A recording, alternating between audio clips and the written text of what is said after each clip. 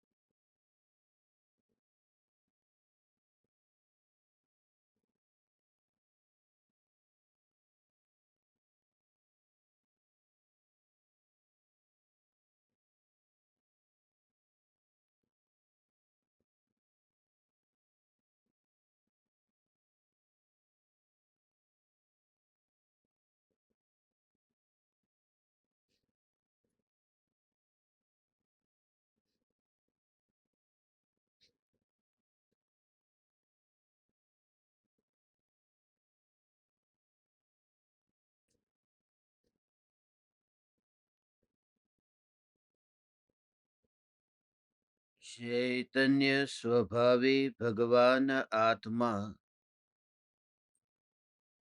स्वयं ही चैतन्य समय सार है। चैतन्य समय सार का प्रतिपादक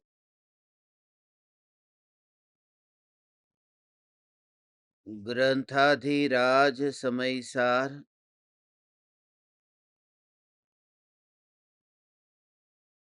चित्र विचित्र परिणामों से पार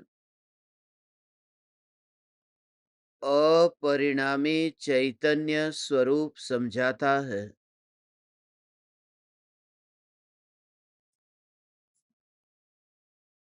जो परिणाम पर बैठा है उसके लिए यह जगत अनित्य है, और जो अपरिणामी पर बैठा है उसके लिए यह जगत नित्य है। इसलिए तो अज्ञानी और ज्ञानी का जगत अलग-अलग होता है। अज्ञानी के जगत में 6 द्रव्य होते हैं। अज्ञानी के जगत में ये चेतन और जड़ आदि समस्त द्रव्य होते हैं। मगर ज्ञानी के जगत में एक ही द्रव्य है जो ज्ञानी की दृष्टि में है। यह दृष्टि का विषयभूत चैतन्य परमात्मा यही मैं हूँ।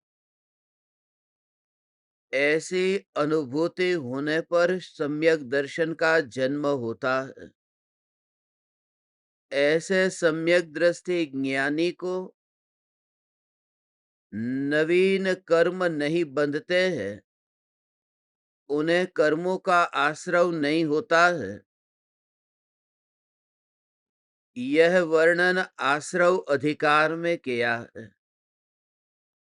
पिछले कुछ दिनों से हमारी यह चर्चा चल रही है कि ज्ञानी को कर्म नहीं बंधते, क्योंकि ज्ञानी में मोह राग द्वेष के भाव नहीं होते।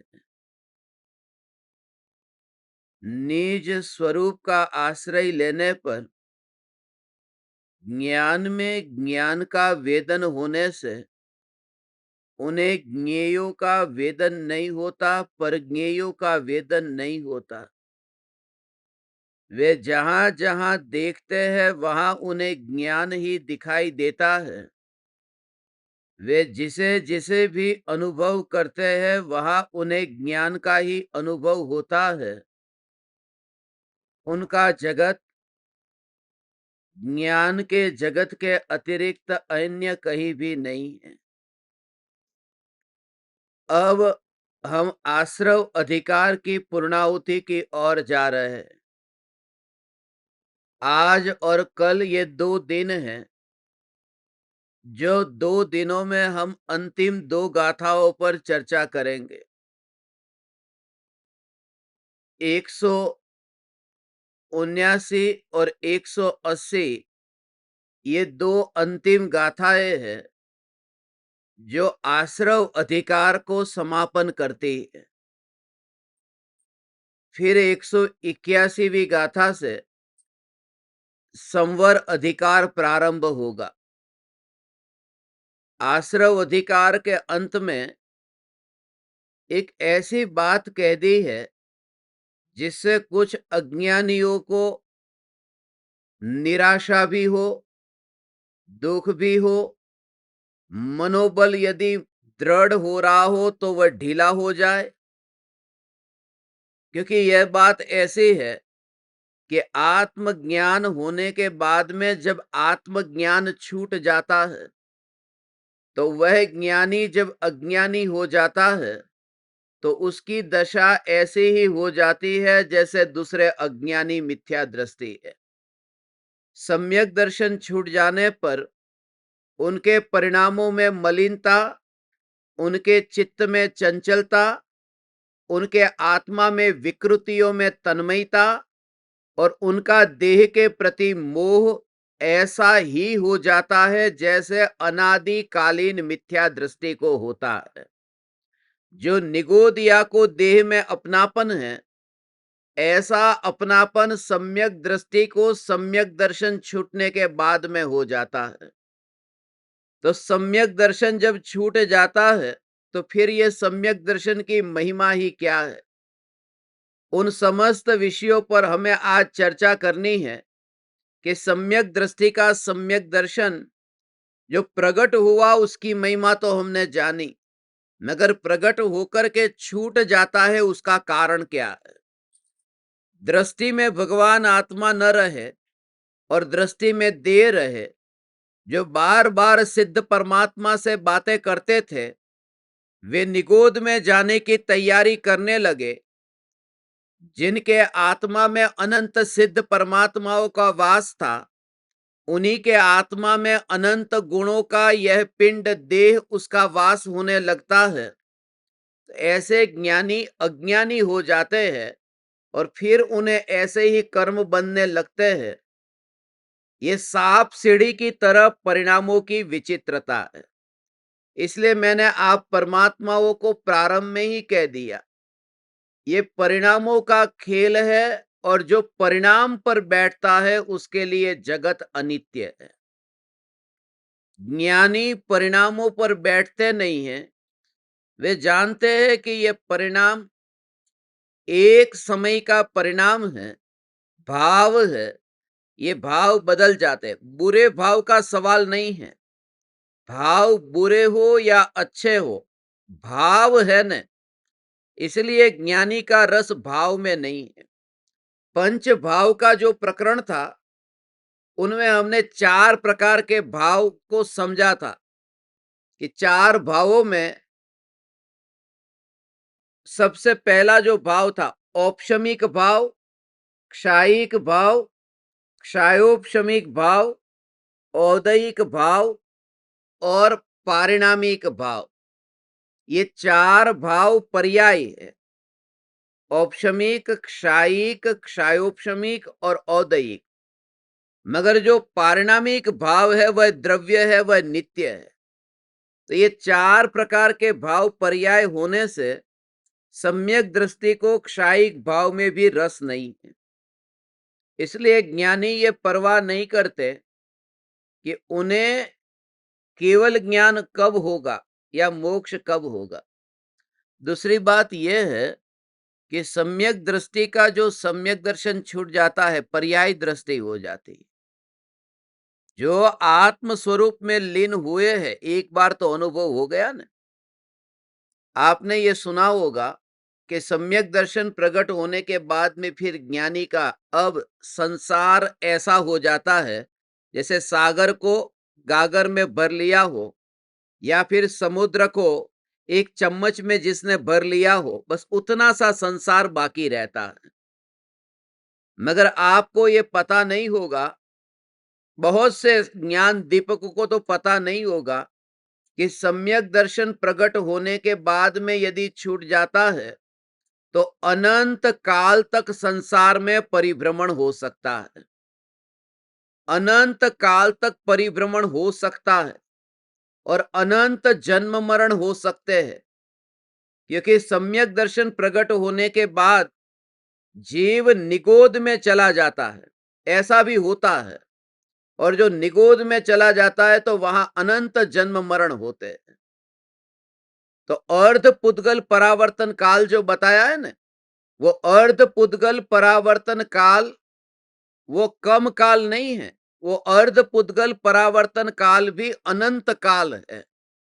जब हम कहते हैं किंचित न्यून अर्ध पुद्गल परावर्तन काल तक सम्यक दृष्टि का अधिक से अधिक अब परिभ्रमण होता है, तो वो किंचित न्यून अर्ध पुद्गल, पुद्गल परावर्तन तो एक पूरा है ना, कि सारे जगत में जितने भी परमाणु हैं उन सभी परमाणुओं को आत्मा देह के रूप में धारण करेगा, एक भी परमाणु छूटेगा नहीं।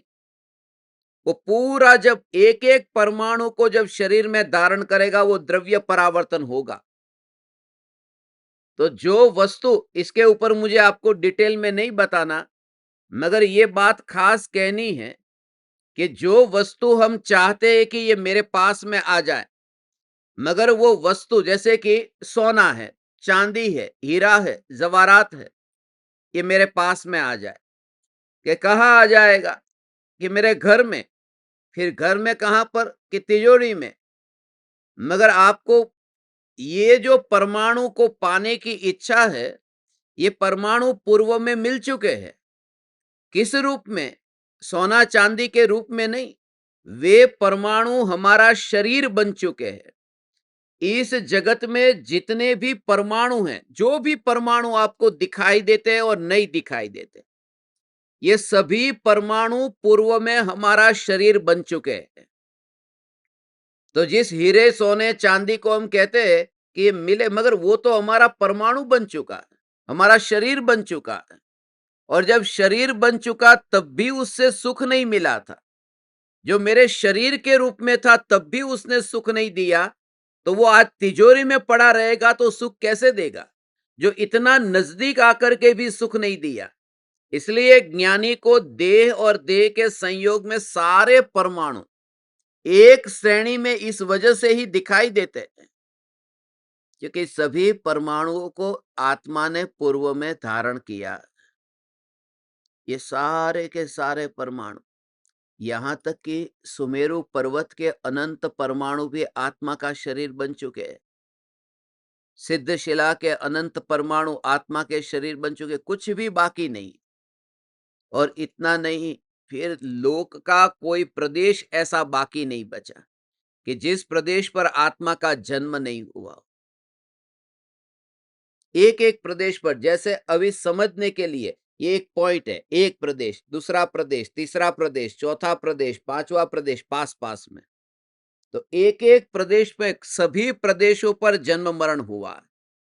और वो पूरा जन्म मरण का साइकिल ऐसे नहीं गिना जाता, एक जन्म यहां हुआ नंबर एक नंबर के पॉइंट पर, फिर यहां दूसरा पॉइंट है, तीसरा प्रदेश, चौथा, मगर यहां जन्म हुआ, उसके बाद में यहां एक जन्म हुआ, दूसरा जन्म इधर हुआ, फिर कहीं और हुआ, फिर कहीं और हुआ, कितने जन्म हुए, फिर एक जन्म यहां दो नंबर पे हुआ, दो पॉइंट पे। तो ये पहले और दूसरे का ये चेन तैयार हुई। फिर 25-50 जन्म समझने के लिए तुम्हें, फिर कहीं और हो गए, फिर एक जन्म तीसरे पॉइंट पर हुआ, फिर ये 2 और 3 की चेन हुई, फिर आगे कितने जन्म हुए, फिर चौथे पॉइंट पे जन्म हुआ, फिर 3 और 4 की चेन हुई, ये कनेक्शन हुआ। ऐसे ही जब अनंत अनंत जन्म मरण करके ऐसा ऐसा ऐसा पूरा चेन तैयार होता है और सारे लोक के सभी प्रदेशों पर जन्म मरण होता है, उसे एक क्षेत्र परावर्तन कहते हैं। पूरे प्रदेशों में जन्म मरण करना और ऐसा कनेक्शन फिर जुड़ना, और ऐसा क्षेत्र परावर्तन में अनंत काल लगता है। वैसे ही काल परावर्तन, भव परावर्तन, ये भव परावर्तन में भी ये डिस्कवरी चैनल है या एनिमल प्लेनेट चैनल है या फिर दुनिया के ऐसे कोई प्राणी है, कहते हैं ना ये सब प्राणी डायनासोर है, तो ऐसा होता होगा, ऐसा कोई प्राणी होता होगा, ऐसा लगता है। भारत देश में वो चीते आए थे न, कहां से, नामीबिया से चीते आए थे। कि क्यों चीते लाए गए, कि भारत में यदि चीते नहीं थे तो आगे जाकर के कैसा हो जाएगा, 8 में से एक भी चीता बचा नहीं, मगर कैसा हो जाएगा कि चीते की जो नस्ल है वो खत्म हो जाएगी। इसलिए नामीबिया से चीते मंगाए थे। मगर बात खास ये है कि चीते भारत में नहीं है तो भी हमारा क्या बिगड़ रहा है। आज डायनासोर नहीं है तो डायनासोर के बिना हम जिंदगी जी रहे हैं ना, कि अब डायनासोर नहीं है तो अब हम कैसे जिंदगी जिएंगे। कहने का अर्थ यह है कि हमें चित्त को प्रभाव से स्वभाव में लाना था। हम चीते को परदेश से स्वदेश में लाने लगे। चीत और चिता ये दोनों में अंतर है ना। चित्त को लाना था, हमने चीते को लाया और एक भी चीता बचा नहीं। वास्तव में ये जो भव परावर्तन है, एक भी भव ऐसा नहीं है कि डायनासोर होगा या नहीं होगा, ऐसा नहीं। वो डायनासोर मेरा ही पूर्व का भव है। ऐसा दिखना चाहिए कि कोई भी जन्म मरण की बात आए कि ये पूर्व में मैं हो चुका हूं। और जब भी कोई ऐसा भाव आए, जैसे अभी आतंकवादी को भाव आया किसी को मारने का, कि कैसे कैसे लोग हैं, निर्दयी लोगों को मार देते हैं, कोई अपराध नहीं किया उनको मार देते हैं। कैसे कैसे लोग हैं। और ऐसे समय में, अभी युद्ध की घड़ी में, मैं ऐसे मुनि महाराज होकर जो बैठे, उनके जब स्टेटमेंट सुनता हूं, तो ऐसी घड़ी में वो भी न जाने कहां से उनके भीतर में ये वृत्ति उठती है, जरूर मार देना चाहिए, जरूर काट देना चाहिए। वितरागी परमात्मा की वाणी तो यह कहती है कि ऐसे परिणाम मुझे भी पूर्व में अनंत बार आए हैं। पहली बात तो ये, कहां से शुरुआत करनी, आतंकवादियों के परिणाम, कोई कसाई के परिणाम, ये परिणाम पूर्व में मुझे अनंत बार आ चुके हैं। कोई भाव ऐसा बाकी नहीं बचा जो मेरे आत्मा में उत्पन्न न हुआ हो, विकार का भाव। तो जब भी कोई ऐसा लगे ये पापी, ये पाप का जो भाव है वो पूर्व में मुझे आत्मा में उत्पन्न हुआ, ये मेरा ही भूतकाल है। ऐसा कोई भाव नहीं है शुद्ध भाव के अलावा जो निज आत्मा में उत्पन्न नहीं हुआ। सब अंधे जगत के साथ में ऐसे जुड़ जाते हैं। और मैं आपको सच कहता हूं, ये जीवन जो है, यहां से मर करके कहीं दूसरे देश में पैदा हो गए तो वहां पर वो संस्कार तो वही जाएगा नहीं। लड़ाई का, झगड़े का, जैसा जैसा संस्कार होगा वो वहां पर उस रूप में ही फलेगा। ये संस्कार का फल है। ये अचानक ऐसा नहीं होता।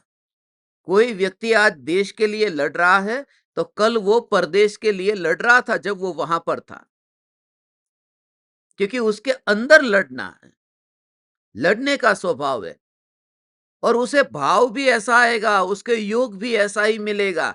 ये सत्य है। जैसा पूज्य गुरुदेव श्री कांजी स्वामी और बहन श्री बहन चंपा बहन के जीवन की पूर्व भव की आज कुछ घटना मुझे आपको बतानी है, जिससे तुम्हें पता चले कि पूर्व भव में जो तुमने आराधना की होगी तो इस भव में तुम्हें कैसे योग प्राप्त होते हैं। ये जो प्रकृति ने व्यवस्था की है, तुम जो यहाँ नजर के सामने बैठे हो, उसके पीछे भी कुछ प्रकृति की व्यवस्था है कि पूर्व भव की साधना करने वाले को आगामी भव में ऐसे ही योग मिलते हैं।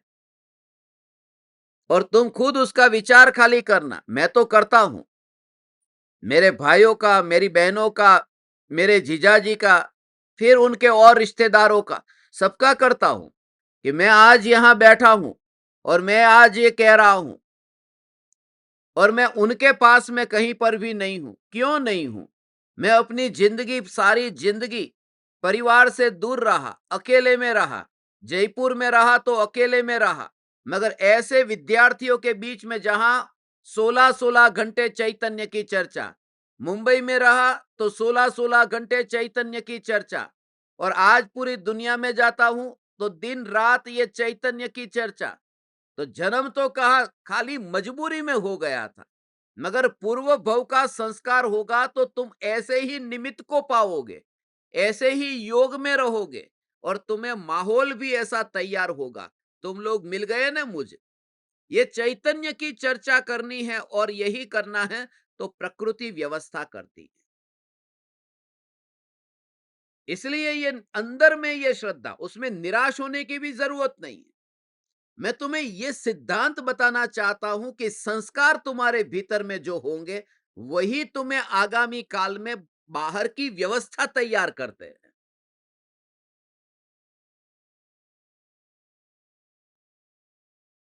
यदि तुम कहते हो कि मेरी बहू, बेटे की बहू मेरी ठीक नहीं है, तो वो तुम्हारे पूर्व भव के चैतन्य के संस्कार है, इस वजह से बहू ऐसी मिली कि जिससे तुझे वैराग्य पैदा हो, जिससे तुझे संसार की असारता का बोध हो।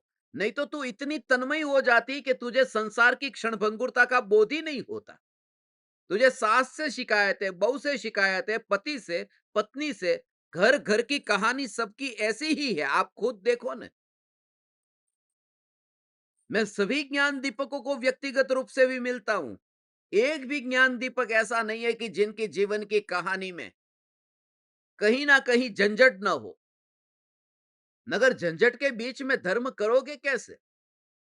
वो झंझट के बीच में ही तुम्हें एहसास होता है कि सचमुच मेरा कर्तृत्व नहीं है, और आप में से एक भी व्यक्ति ये मानने को तैयार नहीं है कि मैं बुरा हूं या बुरी हूं। सामने वाले तो अच्छे, सभी का एक ही कहना है, मेरे में तो इतना इतना करती हूं या करता हूं, सामने वाला मुझे समझता ही नहीं है। जब तुम इतने समझदार हो और सामने वाला भी ये कहता है मैं भी समझदार हूं, तो ये गड़बड़ होती कहां से? इसलिए अंदर का कचरा है, जो बाहर में बोलना। सब लोग शांति चाहते हैं, पूरी विश्व में सब लोग शांति चाहते हैं। यदि सब लोग शांति चाहते हैं तो ये अशांति आती कहां से है? मगर शांति मन में होती है, शांति के कबूतर उड़ाने से थोड़ी शांति होती है। शांति तो आत्मा के भीतर में होती है। इसलिए सबसे पहले ये स्वीकार हो कि मेरे अंदर कमजोरी है, मैं पापी हूं, मैं पापी हूं। इसलिए पहले तो उंगली जो दूसरे की ओर जा रही थी, अब अपनी ओर आई। मेरे में दोष पड़े। ये मेरे ही कोई कर्म का फल है कि जिसकी वजह से मैं यहां पर हूं। तो दूसरे को दोष देने वाली जो वृत्ति थी, वो वृत्ति जब तक नहीं छूटेगी, तब तक ऑपरेशन भी कैसे होगा? इसलिए ये दो गाथा ज्ञानी की दशा को बताती है कि ज्ञानी जब अज्ञानी हो जाते हैं, तो उनका परिभ्रमण, अनंत परिभ्रमण भी हो सकता है। मगर वो अनंत परिभ्रमण भी है, एक बात तो पक्की हो गई कि सम्यक दर्शन प्रकट होने के बाद में उनका मोक्ष निश्चित हो गया है। अब वो अर्थ पुद्गल परावर्तन काल, वह भी अनंत काल है, मगर ऐसे अनंत पुद्गल परावर्तन हुए, कितने अनंत पुद्गल परावर्तन। तो अब उस एंगल से यदि देखो, तो अनंत पुद्गल परावर्तन की तुलना में अर्ध पुद्गल परावर्तन बहुत कम काल होता है। इस दृष्टि से सम्यक दृष्टि का जो परिभ्रमण है वो कितना भी होगा, अब वो सिमट गया है, ऐसा कहने में आता है। गाथा हम पढ़ेंगे तो और अच्छा सा भाव पकड़ में आएगा, और सम्यक दर्शन छूटता है तो क्यों छूटता है, ये बात समझनी है, और छूटने के बाद में क्या होता है, वह बात समझनी है। और छूटने के बाद में जब पाता है तब क्या होता है। तो यहां पर हमें टोटल 4 बात समझनी है। फिर से देखो, एक तो मिथ्या दृष्टि है, फिर सम्यक दृष्टि होता है, सम्यक दृष्टि होकर के फिर मिथ्या दृष्टि होता है, और मिथ्या दृष्टि होकर फिर से सम्यक दृष्टि होता है। ये 4 बात समझेंगे तो आपको पूरी परिपाटी ख्याल में आएगी। पहले गाथा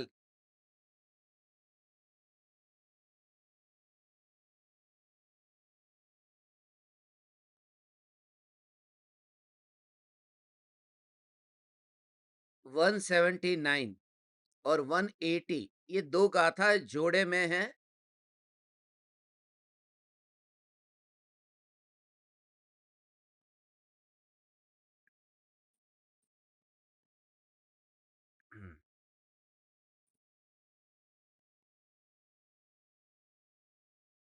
जह पुरी सेनाहारो गही दो परिणम दिसो अणेय विहम मंस वसारुहिरादि भावे उदरग्नि संजुतो तहनाणे सदुपूवम जे बद्धा पच्चया बहुवियपम भजन्ते कम्मं ते नय परिहीना दुते जीवा। जिस प्रकार पुरुष के द्वारा ग्रहण किया हुआ आहार जठराग्नि के संयोग से अनेक प्रकार मांस, चर्बी, रुधिर आदि रूप परिणमित होता है, उसी प्रकार शुद्ध नई से च्युत ज्ञानी जीवों के पूर्वबद्ध द्रव्याश्रव अनेक प्रकार के कर्म बांधते हैं।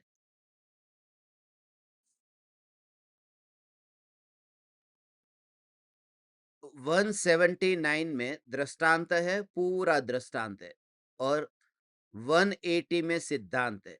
यहां तक जो बात बताई ये, जिस प्रकार पुरुष के द्वारा ग्रहण किया हुआ आहार ये जठराग्नि के संयोग से अनेक प्रकार मांस, चर्बी, रुधिर आदि रूप परिणमित होता है।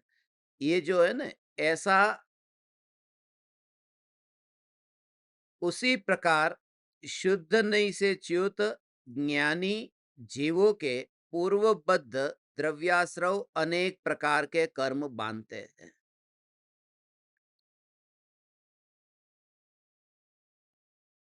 हमारे शरीर में जठर है और जठर में अग्नि है। दृष्टांत जो दिया है उसे समझो।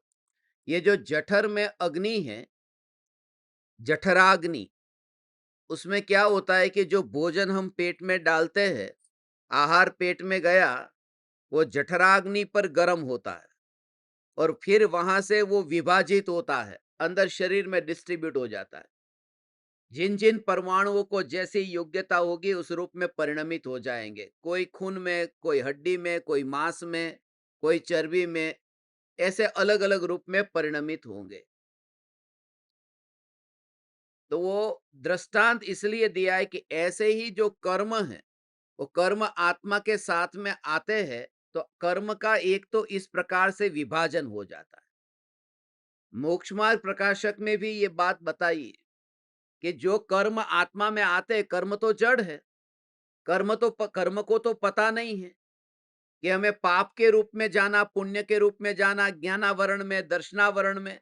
वो जड़ कर्म, बिना ज्ञान के कर्म आत्मा में पुण्य और पाप में कैसे विभाजित हो जाते हैं। तो वो बताया कि जैसे बिना ज्ञान की ये आहार की, ये समझ लो रोटी, उसको भी ज्ञान नहीं है, तो शरीर में जाकर के उन परमाणुओं में से किसका खून बनना, कितने परमाणुओं का फिर मांस बनना, वो कैसे बन जाता है कि जिसका जैसा स्वभाव होता है उस रूप में अंदर परिणमित हो जाता है। ऐसे ही वो कर्म अपने अपने स्वभाव रूप परिणमित हो जाते हैं। जीव के भाव का निमित्त पा करके। और ये जठराग्नि का दृष्टांत इसलिए दिया है, क्योंकि उसके बिना वो पचता नहीं है। शरीर में जो अग्नि है ना, अग्नि में वो पचता है।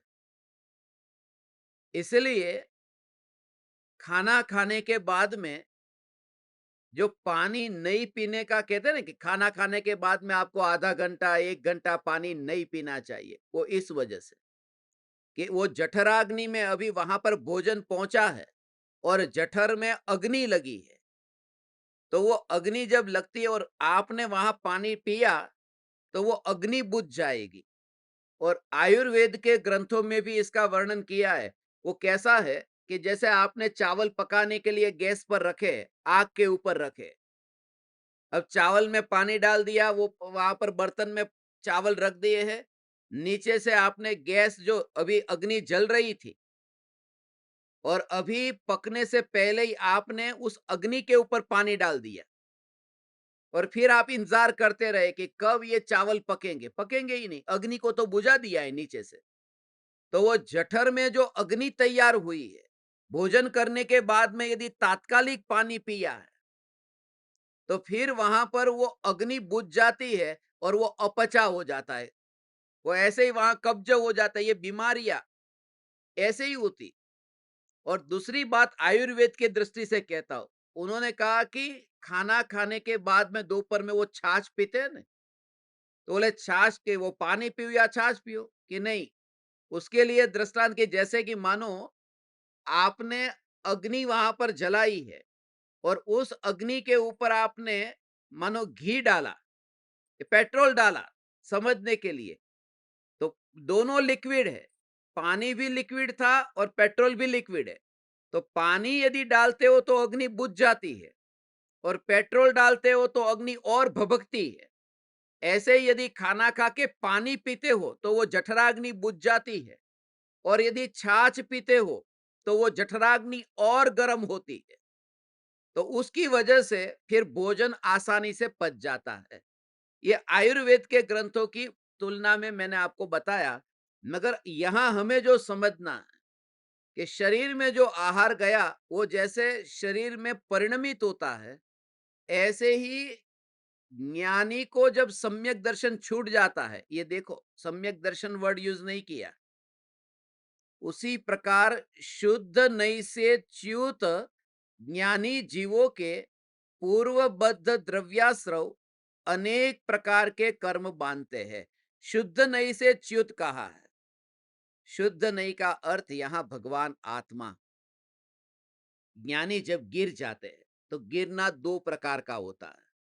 एक तो ये, इसमें भी बहुत ज्यादा भूल होती है।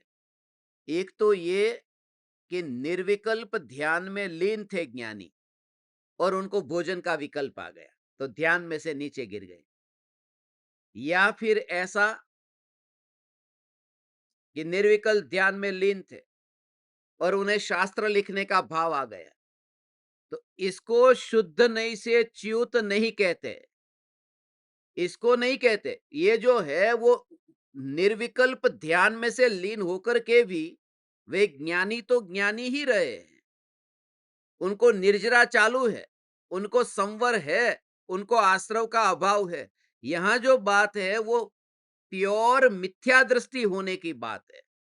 शुद्ध नहीं से च्युत हो गए हैं माने जो सम्यक दर्शन जिसका छूट गया है, ऐसे ज्ञानी। तो फिर ज्ञानी क्यों लिखा, अज्ञानी लिखना चाहिए था। कि ये बात अज्ञानी के लिए नहीं थी, ये बात खास उनके लिए बताना चाहते हैं जो कभी ज्ञानी होकर के अज्ञानी हुए। जो अनादिकाल से अज्ञानी थे उनकी बात नहीं है। जिनको आत्मज्ञान होने के बाद में फिर आत्मज्ञान छूट जाता है, उनकी ये बात है कि उनको कैसी हालत होती। तो पहले छूट क्यों जाता है, उसका कारण देखो। जो रजकण पानी में 100 परमाणु है और 100 रजकण पानी में नीचे तल पर दबे हुए हैं, तो पानी साफ है और मैं पी भी रहा हूं। साफ पानी, स्वच्छ पानी, निर्मल पानी में पी रहा हूं। मगर ऐसा कोई झटका लगा कि पानी गंदा हो गया। अब वो जो मैं पीऊंगा वो गंदा पानी पीऊंगा। गंदा कैसे हो गया कि वो जो 100 रजकण नीचे दबे हुए थे वो ऊपर आए तो पानी गंदा हुआ।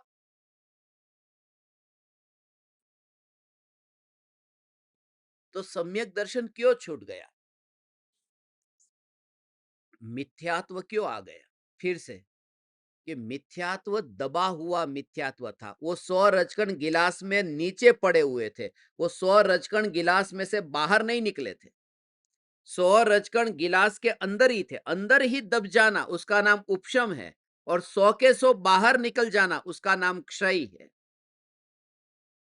तो वो कर्म आत्मा में दबे हुए थे, वो उदय में आए हैं। और इस काल में सम्यक दर्शन जो होगा, सबसे पहला सम्यक दर्शन जीव को नियम से औपशमिक सम्यक दर्शन ही होता है। ये 3 प्रकार के सम्यक दर्शन, औपशमिक, क्षायोपशमिक और क्षायिक। ये औपशमिक सम्यक दर्शन सबसे पहला होता है।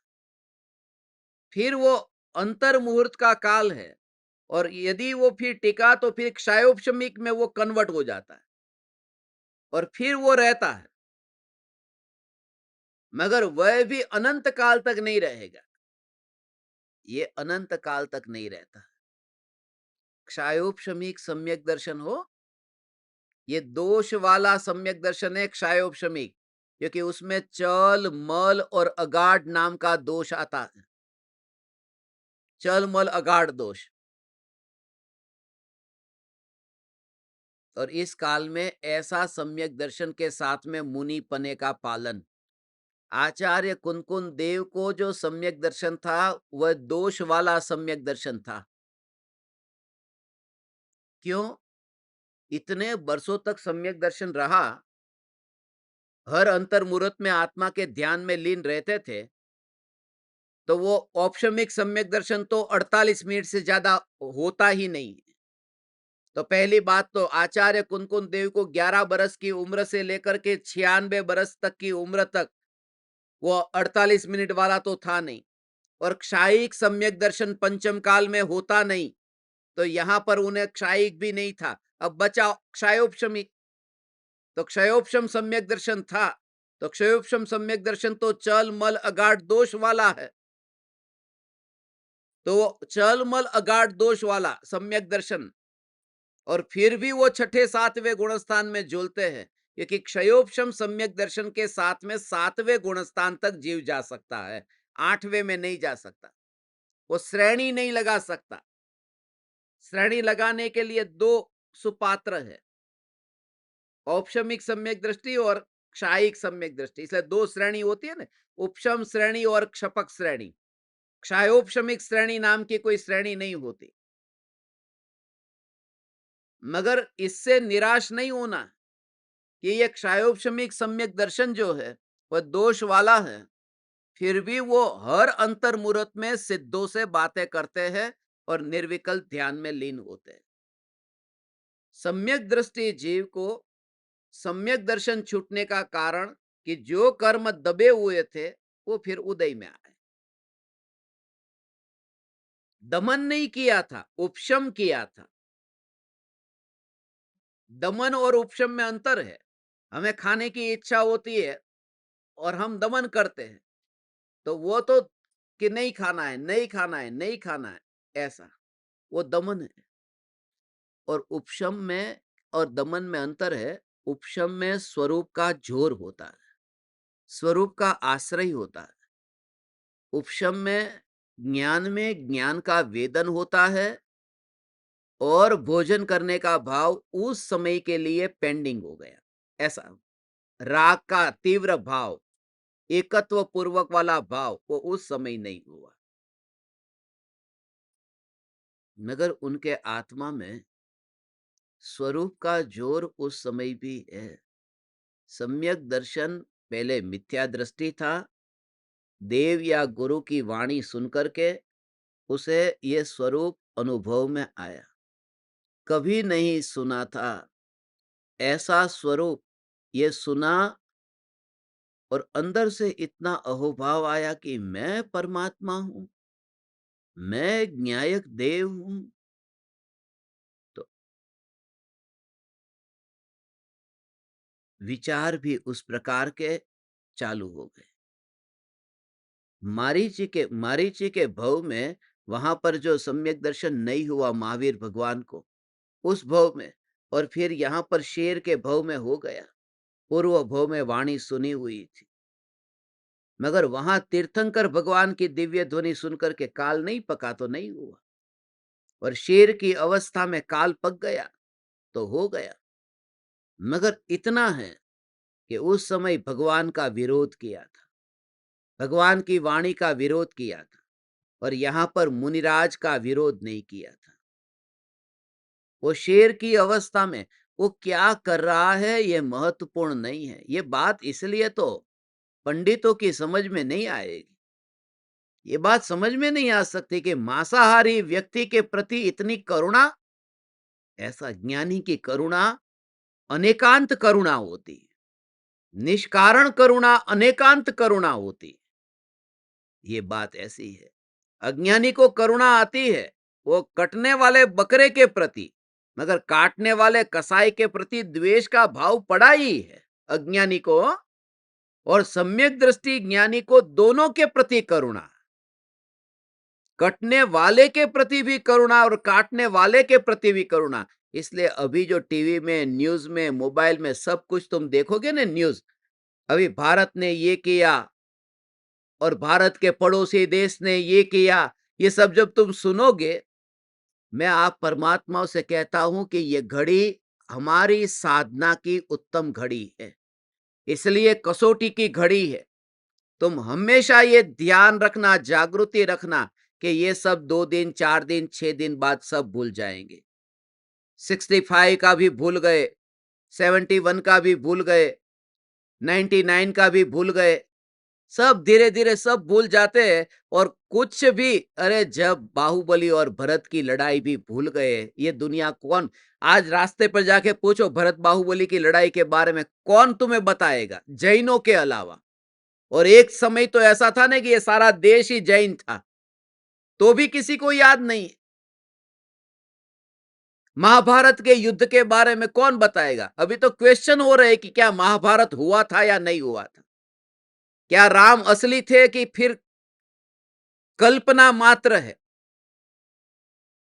वाल्मीकि की कल्पना तो नहीं थी, नहीं है रामायण, तो शंका होती है।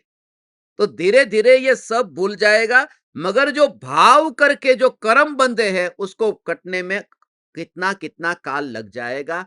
और अनंत परिभ्रमण के हमारे उस चक्कर में से बचना है। भगवान, देश की रक्षा करना ये हमारी जिम्मेदारी है, देश का हित हमारी जिम्मेदारी है, मगर देश के साथ साथ में आत्मा के प्रदेश का भी तो विचार कर।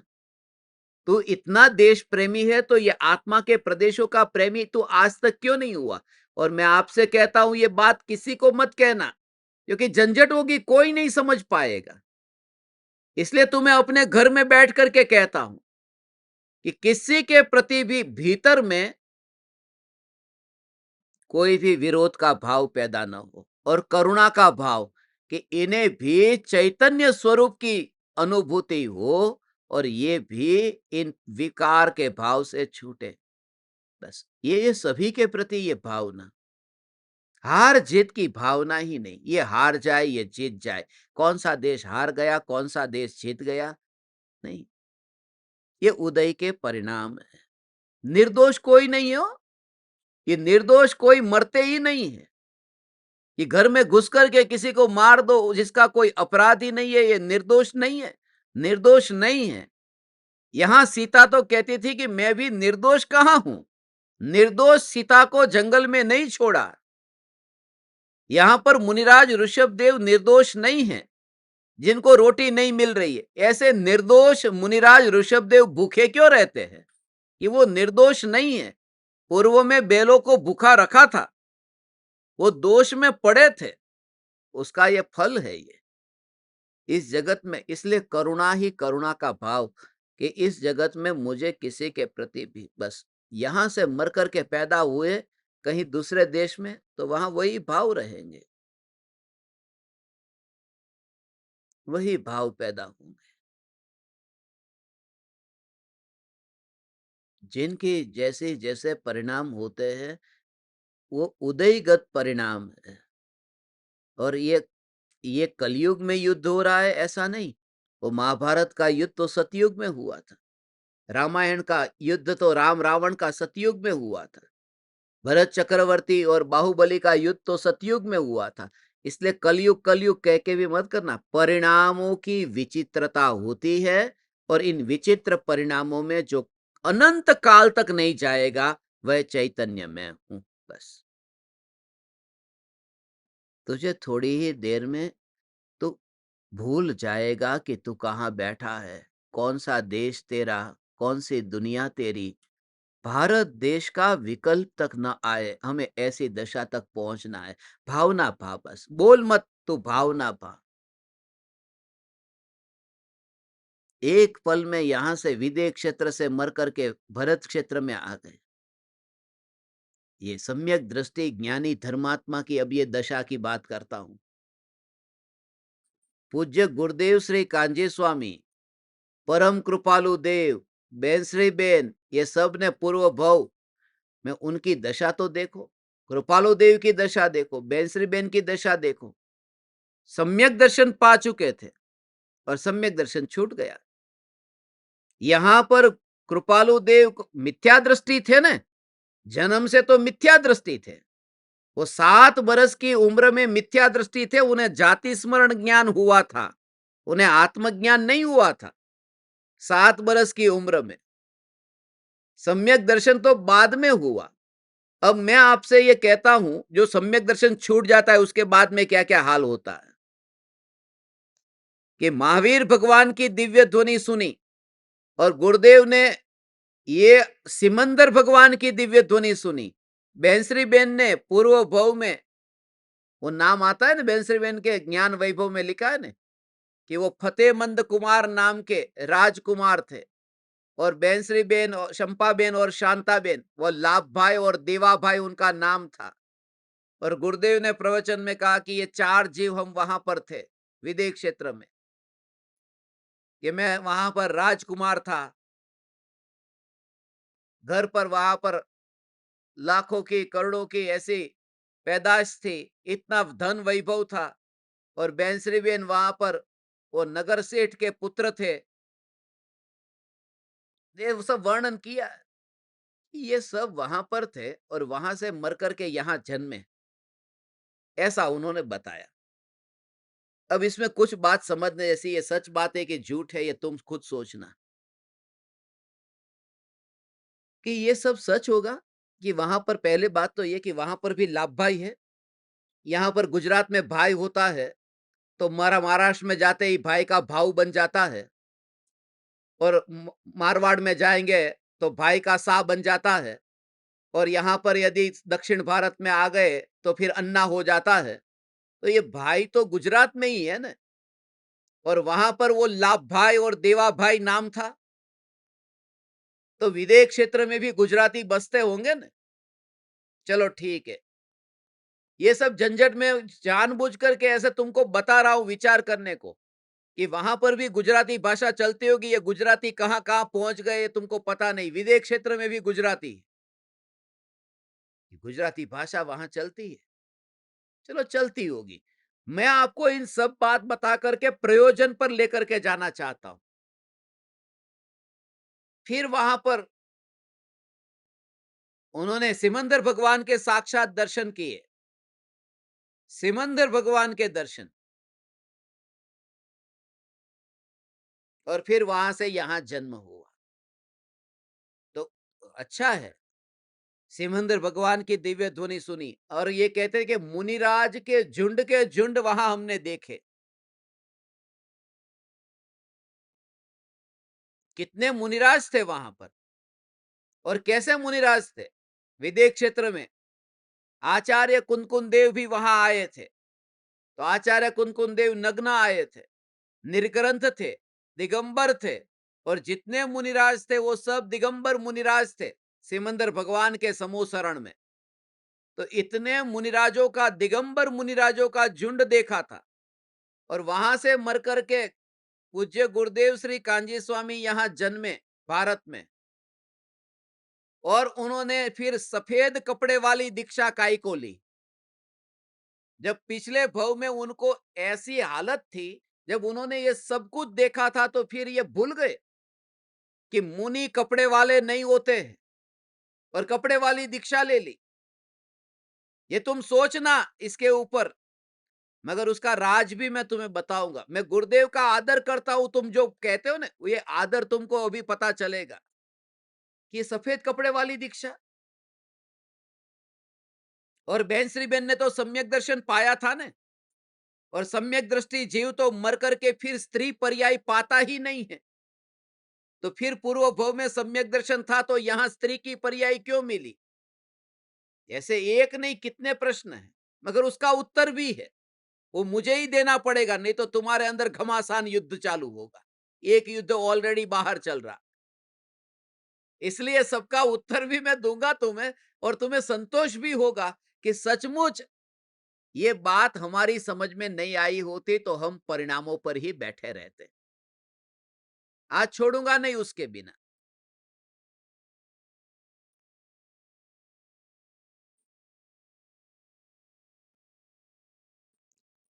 परिणाम ऐसे होते हैं।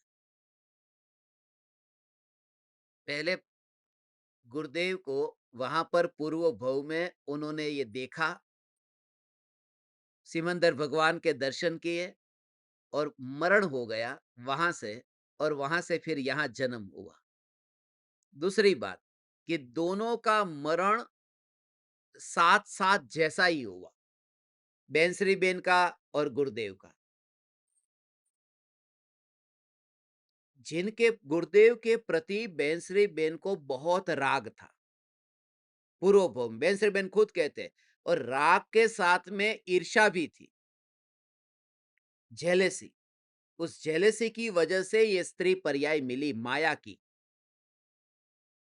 क्योंकि गुरुदेव हर एक बात के अच्छे अच्छे जवाब देते हैं, गुरुदेव है वो मास्टर है, और यहां पर इनको देखकर कैसा लगता है, ये माया है, और उस माया के कारण स्त्री का भव मिलता है। ये उसके कारण है, जैसी माया कपट किया होगा उस वजह से स्त्री का भव मिला है।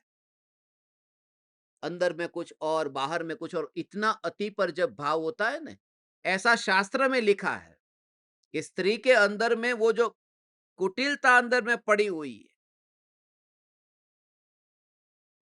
वो माया का भाव है। जैसा है ऐसा न दिखाने का भाव, बस। यदि पुरुष वॉश बेसिन के सामने वहां पर खड़ा है और वो अपना मुंह धो रहा है, और स्त्री भी अपना मुंह धो रही है, तो दोनों में अंतर है। पुरुष मुंह धो रहा है, उसका मतलब कि वो अब कहीं नहीं जाने वाला, कहीं जाने वाला है। और स्त्री मुंह धो रही है, माने वो कहीं नहीं जाने वाली। ऊपर वो लेप करना पड़ता है ना बाहर निकलते समय। स्त्रियों को जितनी देह की रुचि, दर्पण में देखने की रुचि, वो जितना मोह का भाव है ना, जैसी हूं ऐसा न दिखाना, बाहर में कुछ और दिखाना, ये कपट है। कपट का मतलब क्या है? यही तो कपट है कि चेहरे पर पिंपल हो गया है, मगर कुछ ना कुछ लेप कर दो, पाउडर लगा दो, मेकअप कर दो। मेरी थोड़े दिन पहले ही एक ज्ञान दीपक से बात हुई थी, वो स्त्री है। अब तकलीफ ये हुई कि मेरे पास में एक ही, शायद वो अभी यहां पर हो तो नहीं है, कहीं मेकअप ही करते होंगे पक्का। उन्होंने मुझे बताया, सुबह का टाइम है ना, देखो। तो मैं खाना खा रहा था, खाना खाते खाते मेरे कपड़े के ऊपर, सफेद कपड़े के ऊपर, वो एक जूस गिर गया।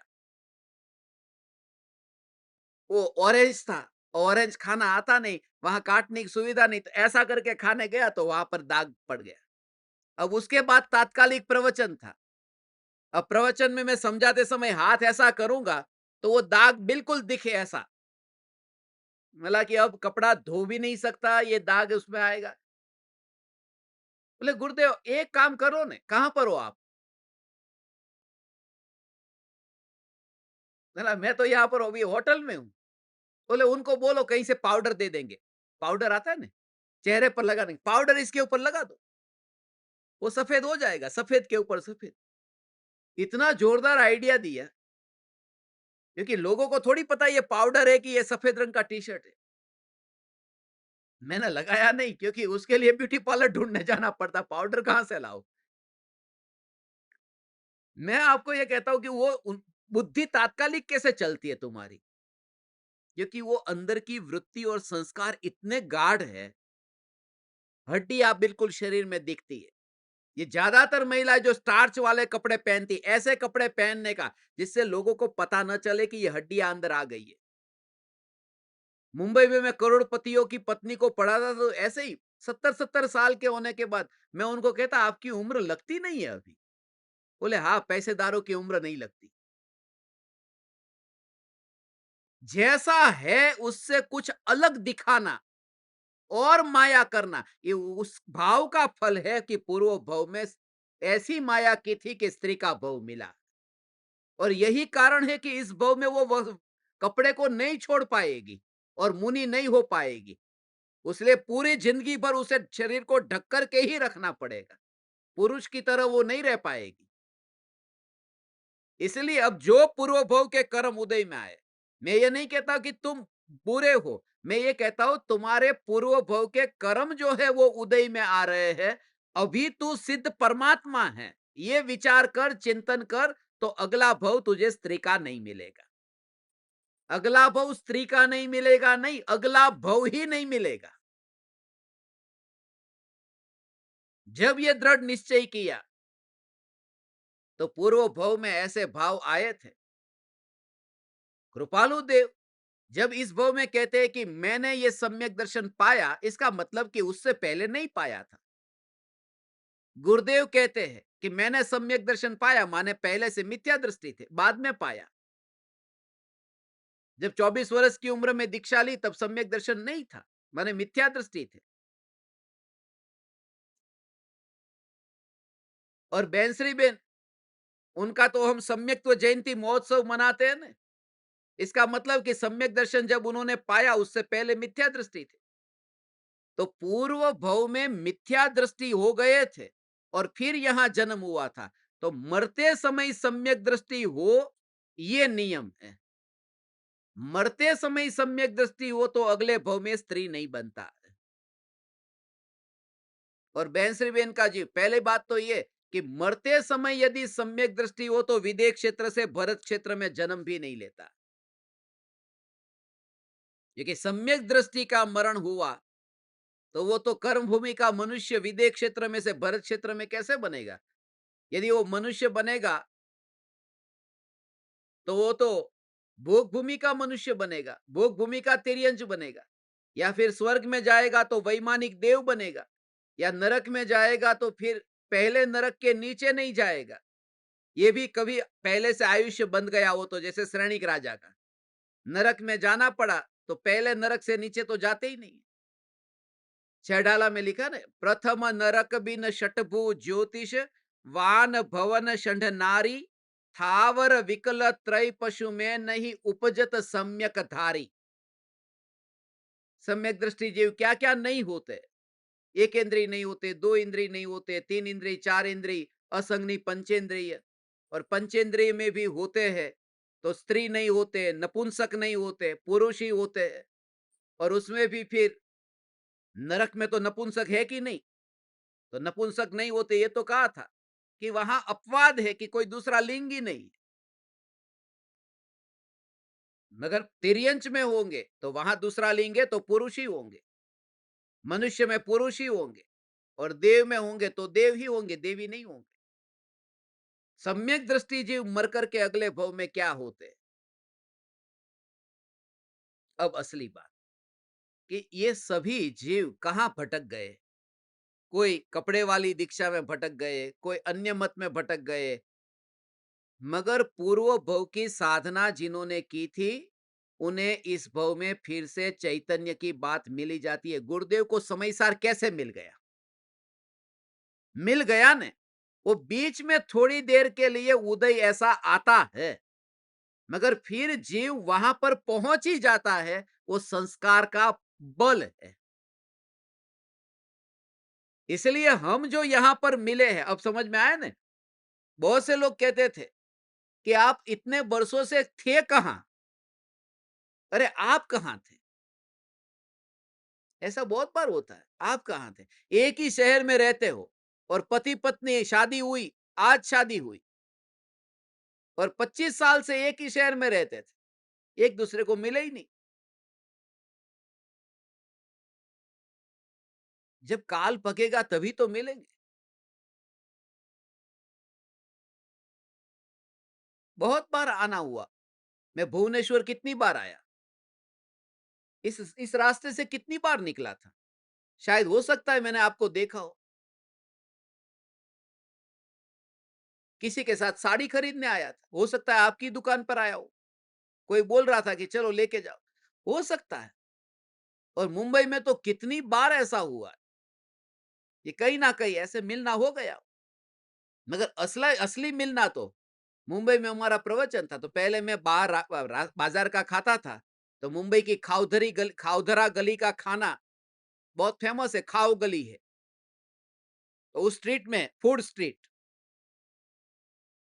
सब ऐसा ऐसा खाना मिलता है वहां पर जो दुनिया में कहीं नहीं मिलता। खिचिया खाने के लिए लोग खास जाते हैं, पाव भाजी खाने जाते हैं। ऐसी पाव भाजी कहीं नहीं मिलती, वो खाओ गली में। कैसी मालूम है? कि एक बार वो पाव जो है, पाव और भाजी, उसमें अब खत्म होने की तैयारी में था, और जो कस्टमर है उसके पास में एक पाव बचा है। वो बोलता है एक्स्ट्रा भाजी दो। अब एक पाव के साथ में एक्स्ट्रा भाजी लाए कहां से? बोले कि अब नहीं थोड़ी बनाएंगे। तो बनाने वाले ने जो एप्रॉन वो पहना था ना, उसके ऊपर से ऐसा ऐसा करके कपड़ा जो पहना ऊपर, ऐसा करके दे दिया, एक पाव के साथ में खा लिया। वो खाओ गली की भाजी, और वो टेस्ट से खा रहा है वहां पर। हम निकले, हमने खाया है। मैं तो आपको बोलता हूं ना, हमारी जिंदगी बिल्कुल साफ है, और साफ हो गई, मजबूरी में भी हो गई, क्योंकि उसके बाद में मैं प्रवचन के लिए गया खाउधरा गली में से। हमारा प्रवचन था फिर।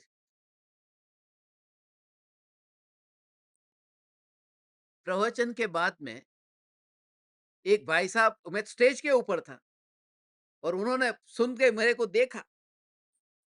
वो ऊपर आए प्रवचन के बाद में, तो सब लोग मिल रहे थे कि बहुत अच्छा लगा, बहुत अच्छा लगा, प्रवचन बहुत अच्छा लगा। वो भाई साहब आए कि प्रवचन मुझे ही बहुत अच्छा लगा। बोला हाँ, अच्छा है, ऐसा करके। बोले पहचाना नहीं? बोला नहीं पहचाना। बोले खाउदरा गली में मिले थे अपन। और वहां चारों ओर जितने लोग थे, मैंने उस समय वहां से धीरे से करके निकल गया। तो उस समय भी मिलना हुआ था ना, मगर वो काल नहीं था कि प्रवचन सुनने जाए। बोला मेहरबानी करके अब खाउदरा गली में नहीं मिलूंगा, तेरे को मिलूंगा सत्संग में मिलूंगा। वो आखिरी दिन था, उसके बाद खाउदरा गली में नहीं गया। मगर कहने का मतलब कि कहां पर किस रास्ते पर कौन मिल जाता है हम नहीं जानते, मगर इतना पक्का है कि ये चैतन्य परमात्मा की पुकार हमारे पास में पहुंची है, वो पूर्व भव की साधना का गारंटी से कनेक्शन है। और अब तो मैंने आपको वादा कर दिया है, मैं सिर्फ आपके पास में सिग्नेचर नहीं मंगवा रहा हूं कि समाधि मरण करना है तो अपने गार्डियन का, मम्मी पापा का, या पति पत्नी का, या बेटा बेटी का सिग्नेचर करके लेके आना कि मुझे समाधि मरण करना है और ये अनुमति रही। मैं आप सबको सर्टिफिकेट भी देने वाला हूं, मेरा भी सिग्नेचर करने वाला हूं कि तेरा समाधि मरण ही होगा। ये मामला दोनों ओर से है, ये एक साइड से नहीं है।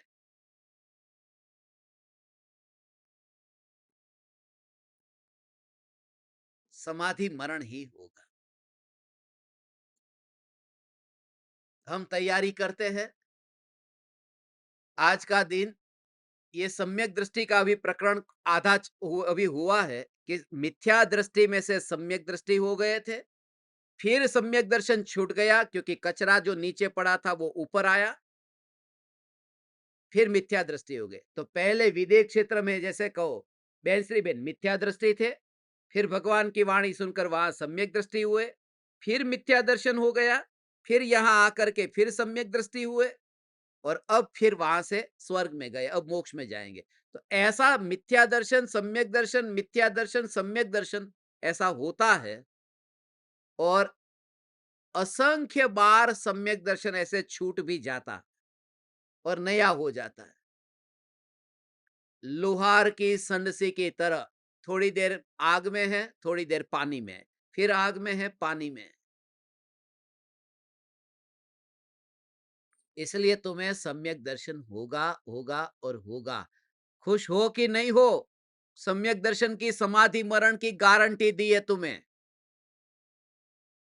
बहुत ज्यादा उछल कूद मत कर, अंदर में ये विचार कर, जिसका समाधि मरण होता ही नहीं है, यह न्यायक देव मैं हूं। बार बार तुम्हें लाऊंगा द्रव्य की ओर ही, मरण मरण मरण करके भी, मरण का भी मरण मेरा मरण है ही नहीं। हे ध्रुव चैतन्य परमात्मा, तुम सभी को आज से ये फिर से हमारी साधना भूमि ओडिशा की भूमि से प्रणाम करता हूं। बस थोड़े ही समय में हम आपको ले चलेंगे स्वर्ग द्वार नाम के स्मशान में। आज आप सब तैयार रहना, सत्संग कभी भी कहीं भी एक्स्ट्रा हो सकता है। मैं प्रार्थना करता हूं हमारा ज्यादा से ज्यादा समय सत्संग में रहे, साधना में रहे। आप परमात्माओं का ऋण है, कहां कहां से ये पूरी दुनिया भर से सब ज्ञान दीपक आए, जुड़ते गए, और ज्यादा से ज्यादा ज्ञान दीपकों को जोड़ो। आपके पास में कल का आखिरी दिन है, 10 तारीख हो रही है, कल आखिरी दिन है। बस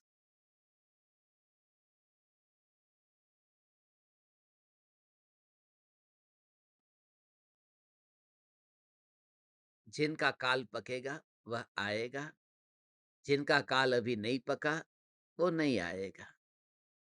मैं ऐसा तत्व हूं जिसका काल न कभी पका था, न पका है, न पकेगा, क्योंकि मैं त्रिकाल सत्ता स्वरूप चैतन्य समय सार, चैतन्य समय सार, चैतन्य समय सार, चैतन्य समय सार।